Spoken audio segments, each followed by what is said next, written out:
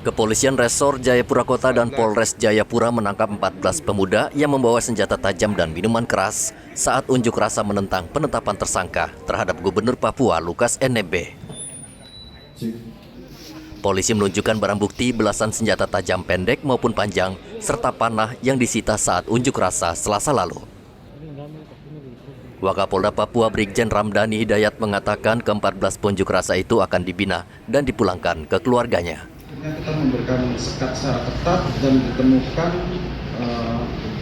beberapa oknum yang akan melaksanakan demo dengan membawa perlengkapan dan peralatan yang tidak ada dalam kesepakatan. Contoh, kita bersepakat dilarang membawa senjata tajam, senjata api, kemudian alat-alat perang dan lain-lainnya, termasuk mabuk, minuman keras, dan sejenisnya. Kemudian dari pendekatan tersebut, dari aparat TNI Polri, lagi kami ucapkan dari Bapak Danrem yang juga membantu kami, kita dapati beberapa senjata tajam, baik itu dari badik, pisau lipat, kemudian ini ada pisau dapur, ada parang, ada kapak, ada busur dan panah, ada minuman keras, sampai bom molotov dan ketepel. Bom ikan, mohon maaf, bom ikan. Kalau di sini namanya dopis. Ini sangat berbahaya, karena itu bisa kita amankan. Danrem 172 Prajawirayakti Brigjen Jo Sembiring mengatakan aparat TNI Polri akan mengevaluasi temuan belasan senjata tajam dan 1 bom ikan. Kegiatan kemarin bisa berjalan lancar, tentunya ada kerjasama dari banyak pihak, termasuk yang pasti TNI Polri sendiri, itu sudah pasti kami yakini itu. Kapolres dan ini nggak tidur 3 hari itu. Saya lihat, makanya tadi malam saya telepon mati HP-nya, tidur dulu katanya, sudah aman.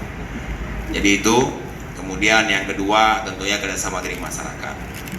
Banyak tokoh-tokoh agama, tokoh adat yang sudah juga menghimbau untuk demo damai. Bahkan yang menghimbau untuk tidak melakukan aksi long march. Jadi kemarin kita evaluasi, long march tidak ada, tetapi ada konvoy. Dan itu semua dalam pengawalan. Kita berterima kasih itu. Ke depan tentunya kami mengevaluasi dengan Polri apa kekurangan yang kemarin, termasuk yang ada di depan kita ini. Dan kita yakini sekali, kan tidak ada ikan di Taman Imbi toh. Adakah tidak? Berarti ini kan tidak benar. Sementara itu praktisi hukum yang juga dosen hukum pasca sarjana STIH Biak, Anton Raharusun, menilai KPK harus tegas dalam menangani kasus dan tidak tebang pilih. Tindak pidana korupsi ini kan sebagai sebuah tindak kejahatan atau tindak pidana yang dianggap sebagai extraordinary crime. Nah, oleh karena itu dalam hal penanganannya pun itu memang harus betul-betul ekstra bukan saja ekstra hati-hati dalam penegakan hukum, tetapi tentu saja dilakukan dengan cara-cara yang luar biasa. Sebab modus-modus operandi yang terjadi dalam lingkup tindak pidana korupsi itu kan banyak modus.